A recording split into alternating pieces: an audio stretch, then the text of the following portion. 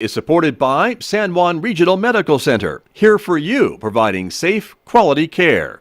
Stay informed on the COVID-19 developments to protect yourself and your loved ones at sanjuanregional.com or the COVID-19 information line at 505-516-0938 or 888-949-5387. San Juan Regional Medical Center, caring for the Four Corners since 1910.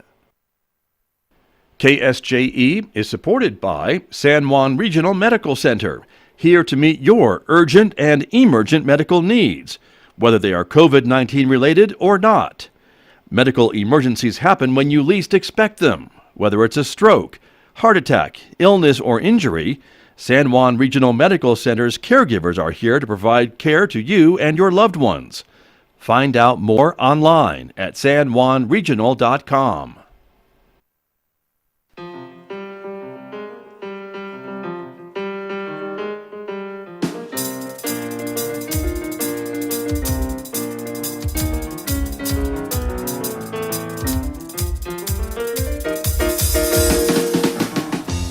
Ten minutes past 8 o'clock. It is Thursday morning, the 7th day of October, 2021. Good morning, everybody. I'm Scott Michlin, and thanks for tuning in to KSJE 90.9 FM, over the air, of course, here in San Juan County, New Mexico, 103.3 FM over the air in Durango, Colorado, and streaming everywhere else on the planet from our website, KSJE.com, and that includes your smart speaker at home. Welcome also to our viewers who are watching this visual radio program. It is streaming live this morning out to the KSJE Facebook page, our YouTube channel, and our Twitter account. We're glad that you are with us this morning, everybody, because coming up, a great program in store. We'll be talking with my guest, archaeologist Paul Reed, about a great story that hit the news just a few weeks ago about some impressive footprints that were discovered right here in New Mexico down at White Sands. They're really changing some of the information that we thought we knew about the first inhabitation of this part of North America, of course, and there's much more to talk about that. So Paul Reed will explain it all to me and us as we talk this morning here on KSJE. Then later on this morning, we'll be talking with Scott Michlin. He is returning to politics in the city of Bloomfield. It's part of our coverage of the 2021 election. We've offered free airtime to all of the city council candidates running in contested races, some of whom who have accepted our invitation. That includes Mr. Michlin, so you'll hear his comments coming up this morning at 8:50 a.m. on KSJE. Next hour, Mick Hess is going to take us roving with the arts, and this morning, Mick is featuring the Symphony for Band by Vincent Persichetti. That's coming up today at 9:06 on Roving with the Arts. Don't forget, you can also connect with us on our Instagram page in addition to Facebook, YouTube, and Twitter. And if you're a podcast person, this program will become a podcast in about a day or two. And all the other programs that we do locally here on KSJE are podcasts. You can subscribe for free wherever you listen to your favorite podcast, places like iTunes and Spotify and iHeartRadio and Pandora. Lots of places to go. Find out all the details on our website at ksje.com/podcasts. Weather forecast, it is partly sunny skies outside our studios here at San Juan College. 50 degrees in Farmington at the moment. We're expecting a partly sunny day today with a high of 74. 47 overnight tonight. Maybe a chance of rain showers on Friday. Tomorrow with a high of 75 and a low of 54. Chance of showers again Saturday and Sunday, and cooler with a high only in the mid-60s and overnight lows near 40 degrees. Well, let me introduce my guest who is patiently waiting to talk about this really exciting discovery. Paul Reed is here, of course, with Archaeologist Southwest and Salmon Ruins. Paul, good morning. Great to see you.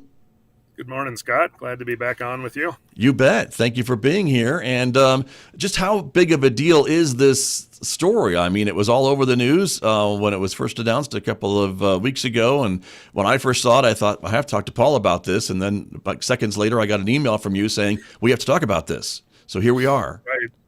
Yeah, no, this is it's potentially game-changing for sure. So, you know, we've talked about this a lot, Scott, in archaeology and really in history. You know, we study things and we get new sites, new data that come up, and then we're excited about it because it fits in here, it fits in there.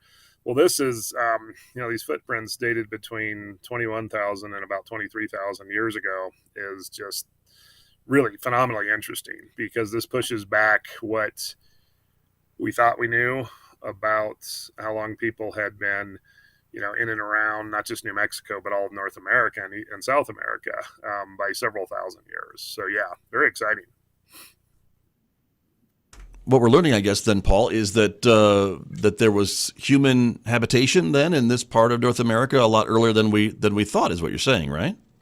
Right, exactly. And we've talked about different things on the show, sort of different hypotheses about how different groups of folks from Northeast Asia came over to North America and began to populate North and South America, and over a long stretch of time. So that's an important point that we should emphasize at the beginning of this, which is that any migration movement, even in the world today and certainly in the past, is not something that we should really conceive of as a singular event.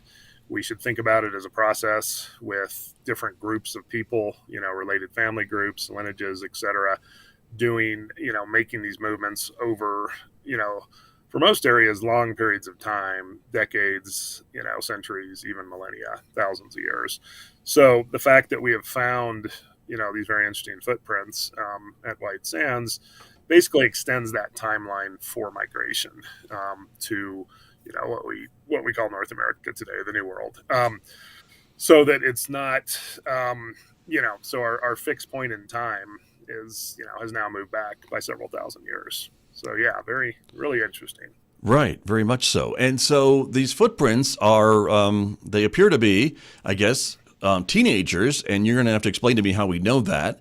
And they were left on a sandy area, which is maybe a beach, right? Back in the era when these footprints were left. We all know about the inland sea across much of New Mexico. So I assume this is part of that. Is this what we're talking about? Well, yeah, the big C that you're referencing is actually a lot older. I see.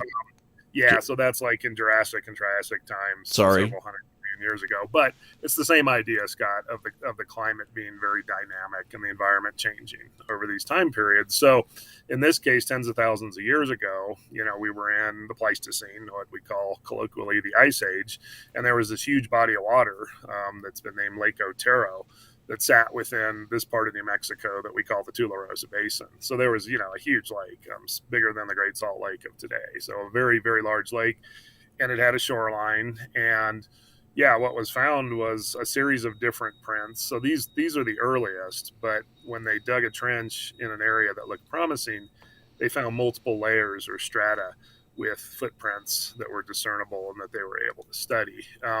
And so when these were laid down, this was again probably a beach, sort of a lakefront beach setting, and yeah, it looks like based on the size of the prints, that's really where we get the teenager idea, and then smaller prints being kids. So the idea was that these were family groups, and that the kids were maybe in the care of teenagers while the adults were off doing other things. But yeah, really interesting. And of course, this is the time period when we had all the Pleistocene creatures, I guess, we don't want to talk about them that way. The mammoths, the mastodons, the giant sloths, large predators like the dire wolf, saber-toothed cats, which are 2 or 3 times the largest mammals today. So all those really dynamic animal life forms were there. And, based on these findings, humans were in the mix as well. So particularly interesting.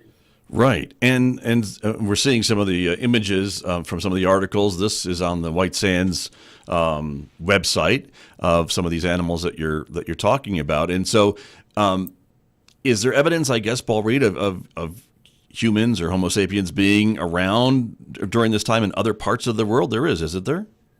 Yeah, in other parts of the world, definitely. I mean, our long stretch of human development goes back several million years. It kind of depends on where we want to say, okay, these are distinct human ancestors, but, at least 2.5 million years ago in Africa. So, so the date here is not, the dates aren't particularly significant worldwide. It's just in terms of what, we think we thought we knew about the peopling of the New World.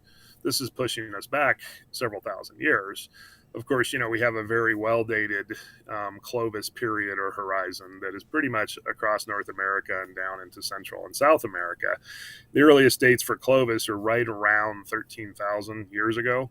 So with these dates, as they've come back at about 21,000 to 23,000, we're pushing this timeline back 8 to 10,000 years. And, we have other sites in different parts of North and South America that have come in at 15,000, at 17,000. But the big sort of the big horizon in North America is Clovis. And so that has, led archaeologists, particularly those who have sort of invested time and career into the notion of Clovis being first, to, really push back and debate as we've talked on the show.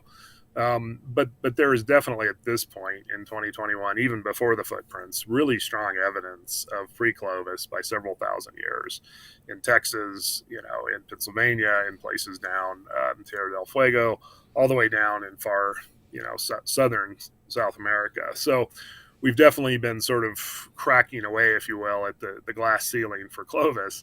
And this really is just more evidence that suggests that Clovis was special, but it's certainly not first. So this is what, the archaeologists are diving into and what we're trying to debate. And what we would really like, with these footprints, of course, is to be able to find other, stratigraphic geologic horizons that date to this period between about 21 and 23,000 years ago, so that we can flesh out our understanding, and see if we can find hunting camps where people gathered wild foods, if we can find the chipstone materials that were used to make tools, because that would really round out our understanding of it. So at this point, the footprints kind of exist in this sort of rarefied zone of, we've got these footprints, the archaeologists, the geologists have dated strata below the footprints, and they've dated strata above them.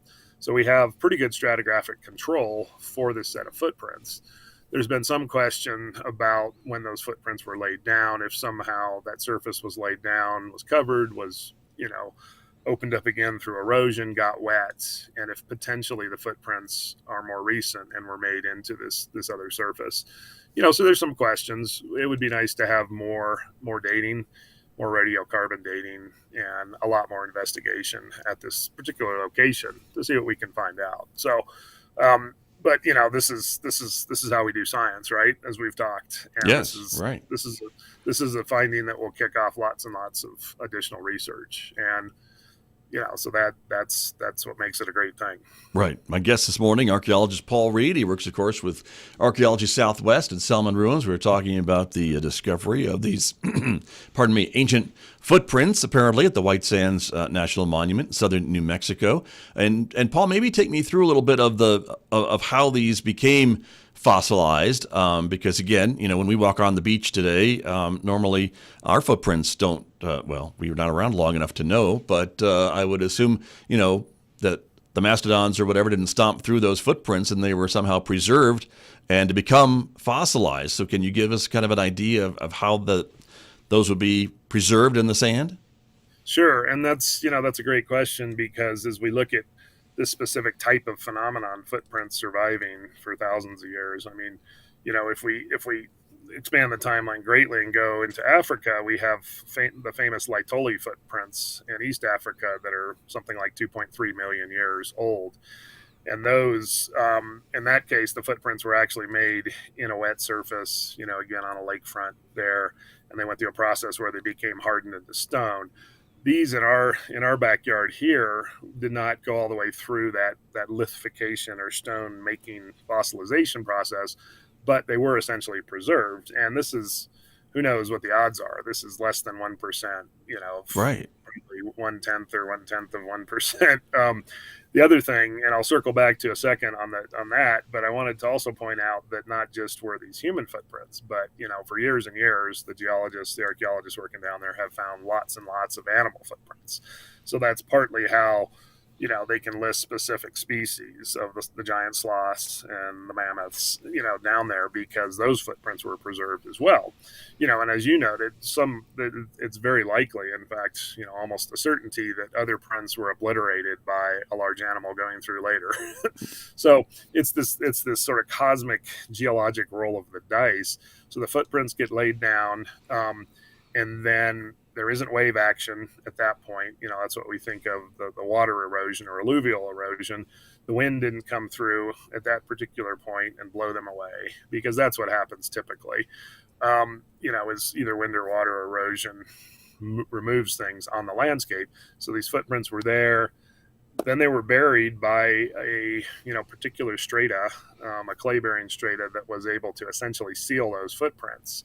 And then there was not an erosional cycle until additional, either wind-blown or water-laden sediments came in and then sealed them, and then more dirt and strata sediment came in.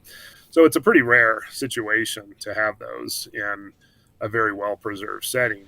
And then, these many tens of thousands of years later, to be able to see those on a surface. And in this case, the geologists and the archaeologists working down there for White Sands National Park knew about this. This was a very dynamic setting, this old Pleistocene lake that they knew had already produced lots and lots of other animal prints and tracks. So they knew where to look, and that helped a lot, right? To go in and then dig, careful trenches and sort through those and identify different spots where, in fact, the footprints were preserved. What would have been great, as I had mentioned, would be to have found, stone artifacts, lithic artifacts of stone tool manufacture in the context with those. So that would really be, I think, for some of the archaeologists who are skeptical about this, sort of the smoking gun, is to have another set of footprints somewhere in this area with, stone tools in context, and then to see what the technology employed for those stone tools, what that looks like, and how that compares to later Clovis and Folsom, et cetera, in North America, and how it looks in comparison to what we see in Northeast Asia, in that 20 to 25,000 year range. So, I'm optimistic that artifacts like that would come up, and then we would be able to really more thoroughly embed our understanding of these footprints, these tracks, within more of the archaeological record, essentially. Sure. Understood. And I would assume that this dig isn't done, right? I mean, the next step would be to expand the area to try to find those things that you described, to try to have links to other discoveries, like tools, like campsites, like things like that may be on the same strata as you mentioned that these prints were discovered.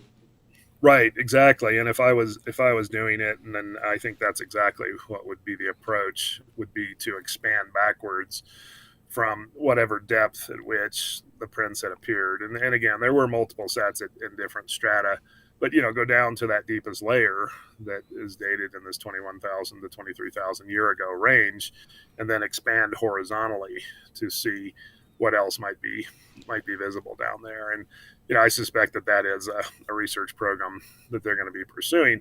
The other interesting thing, of course, is if folks are doing active research down in this area for different reasons, development projects or research, more in an academic setting for the research side, to seek out strata of this age and to see, because most of us working in North America don't map onto there might be an archaeological horizon here at 20,000 years ago.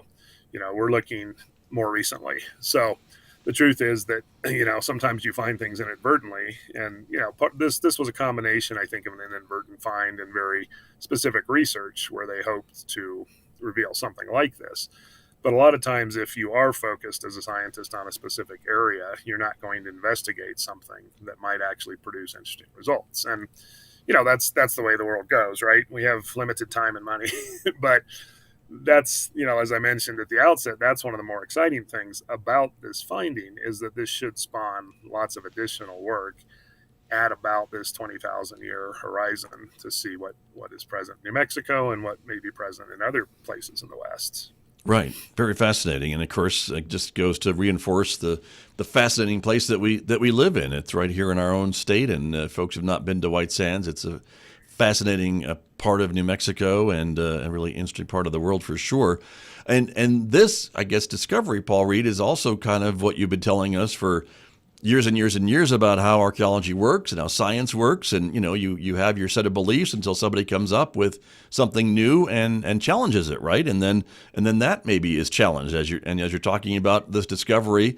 While being accepted pretty widely, there is some skepticism about it too, that perhaps these were maybe newer footprints that were laid over this area at some more recent date. And by recent, it's still old, but not as old as we think. That's part of the theories that are being discussed? Right. And that's, and when we're working with really early sites like this, what a lot of the researchers will do, knowing that there is going to be skepticism, is they will keep their projects open maybe longer than they would have, and then they'll invite experts from different areas around the country to come in and to look at the find and to go through this process. It's essentially a vetting process. So right. And it's a little unclear from what's been reported so far in in social media and in other media how much of that process has gone on. They have not yet produced sort of a full report. There was somewhat of a report in Science, which was great as a beginning, but there needs to be a lot more sort of stratigraphic information and geologic context for people to go through and evaluate this and kind of see how that falls out. So, and that's not to really in any way demean this finding or immediately cast doubt on it, but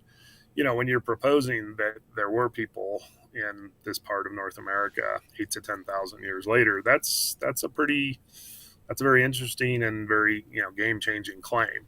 So it's something that should be very thoroughly investigated. Right. And there's also a Native American angle to this as well, isn't there? I mean, a lot of Native Americans that are saying, "See, we told you so. We told you we've been here for a very, very long time." Is that what you're hearing too? Right. And that's absolutely true. So, we have these different realms of knowledge, and I think it's very reasonable and fair to say that archaeologists have overly focused on the things that archaeologists have done well. And that's about training and science and other things. But, I think we've been trying and have done better, I think, in the last few years and decades to bring in other indigenous perspectives and to really broaden what we understand about it. And yeah, we have heard definitely from many groups that, we've been in this area a lot longer. Our traditions go back further than, your archaeologists or what you're seeing on the ground. And this site is definitely supporting that viewpoint. So yeah, it's, I think this is the best way that we can do research, is to bring in different perspectives and then, be ready to modify those narratives and expand what it is we think we know. So, and that's, as I mentioned at the outset, though, this does not necessarily cast doubt on the idea that other groups later in time did migrate through an ice-free corridor in Beringia or came down the coast. So, we don't have to look at this as this finding completely replaces, 50, 100, 200 years of research. I think, the way I would want to look at this is another piece in this puzzle that we're trying to put together and build and increase our understanding of how people populated North America and what those groups, how they lived, the stone tools they used, animals they hunted, etc. So this is adding to our understanding of that narrative. And, as much as we can bring in indigenous perspectives, that's just all the better for that understanding. Sure. Well, and I would think it's got to be very exciting and also maybe humbling. I mean, you've been in this line of work for a number of years, and to still have these types of discoveries that kind of shake some of the foundations of what we thought we knew is pretty exciting stuff, is it not? To be able to look at this and say, well, this kind of changes a few of the things that we thought were kind of cut and dried, right? That's right, and especially when we're looking at things on kind of the edges, I guess, if that makes sense, the edges of sequences that we think have been well dated. This is when we know there's a whole lot of people in North America, and that time period is Clovis, between about 13,000 and about 11,000 years ago. That's when there was lots and lots of people. They made sites all over almost every one of our 50 states, down into Central America, South America, a whole lot of people. So just a whole lot of those sites. As we push it back in time, the number of sites that have reliable dating before Clovis, before 13,000 or 14,000 years ago, dwindles to, a couple dozen. So, yeah, so it's really on that frontier, if we can talk about it that way, of understanding, those early days in North America that we're going to have findings like this. So, and I think that's a really good point as well to make, that this is changing, this is game changing, and again, seeing more of the data and understanding how this site fits in. But we're not like taking, the classic baby in the bathwater. So we're not dumping it all out and then we're going to fill up the tub again with brand new fresh water. That really isn't the way that science, I think, ideally works. We want to figure out how to change what we thought we knew and incorporate that into a larger understanding. And to give you an example, Scott, I have to mention Chaco, I suppose, when we talk. Chaco I would be disappointed if you don't. These areas, these three areas, are some of the most well-dated sites in the world, literally not just in North America, but across the world. So if we found a super early date, for example, out of, maybe going through some collections research at one of the three places, Solomon, Aztec, or Pueblo Bonito, for example, we found a date that was, 2,000 years ago, we wouldn't then say, oh, we were completely wrong about the sequence at, these places, and push everything back by 1,000 years. And in that case, we basically have thousands, if not tens of thousands, of tree ring dates that have built a chronology for these different places. I think the Western Great House at Aztec probably holds the record with something like 4,000 individual pieces of wood that have produced an actual date, for that wood being cut and then seasoned and used in the construction. So a couple of dates in that massive set of data are not going to change our understanding of what happened. We would have to think about why there was a much earlier date and explore that as an interesting anomaly. So the contrast then is with, previously undated unknown horizon. And in this case, I think just 2 radiocarbon dates, which is a pretty small sample, but those dates came back very, very early. So, that is part of the game changing discussion. So, right.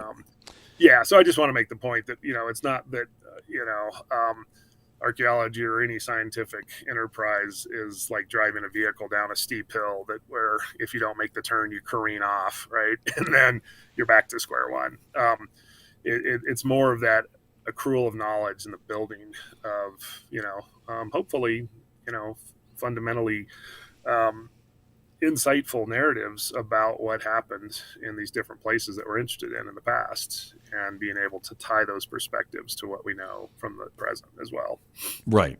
And again, to be clear, these footprints that we're talking about, there really is no carbon dating or anything else like that available, right? This was just rocks and footprints fossilized into rock. There wasn't any organic material stuck to them that would allow you to have a little bit more definitive diagnosis, I guess, of what was found, correct? As far as dating. Right. So what was dated was organic material in the strata, pretty close above and below the footprints. I see. Okay. So it's not an absolute date like a tree ring date would be, or even a date on, say, corn from Pueblo Bonito. If we dated that with radiocarbon method, we would end up with a pretty tight 50 to 100 year range for when that corn lived and grew and then died, because that's when, we can date it once it's passed in, and, you can read the radiocarbon clock essentially. In this case, right, as you said, these are footprints that were preserved, hardened in a surface. There's no way to absolutely and directly date those footprints. So what we have to rely on is the strata, the relative positioning of those. And then in this case, radiocarbon dates above and below, which say, here's the bracketing for when this geologic strata was laid down. And then from that, then to say the inference that during that time period, then the surface was wet, it took the footprints were preserved. So that again comes back to the question about whether there was perhaps an erosional cycle that exposed an older surface that was then capable of taking the footprints and preserving them. So that kind of gets into some of the the real meat of it and the details of that stratigraphic sequence, and whether it's a very consistent sequence through the several thousand years, without indications of breaks, erosional breaks, and new material coming in. Sure. And that's where, and I'm not questioning in any way that the work that was done by the geologists and the archaeologists down there. I'm just saying that's the sort of detailed information in a longer report that's more than just a few pages that will really be necessary to dig into the details and understand it a little better. Right. And then hopefully be able to go out and again seek those 20,000-year-old horizons in other places and see. And again, with these Pleistocene lakes, those are now dry lake beds, but original Pleistocene lakes, that's a really ideal spot to look for those kinds of sediments and for these types of finds. So I think this may spawn a whole lot more research in New Mexico and elsewhere.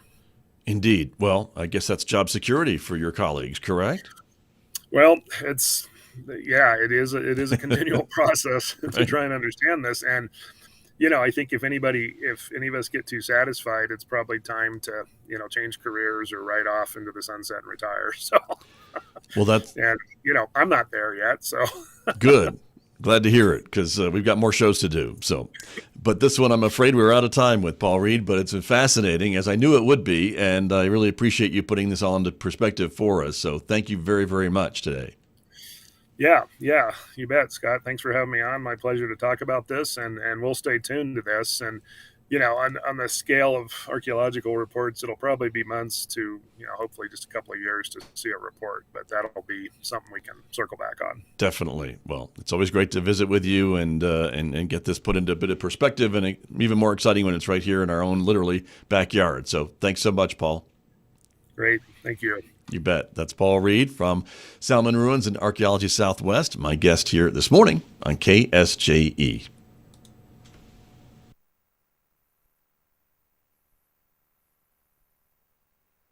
Is proud to support the third annual Aztec Artists Studio Tour, Saturday and Sunday, October 9th and 10th.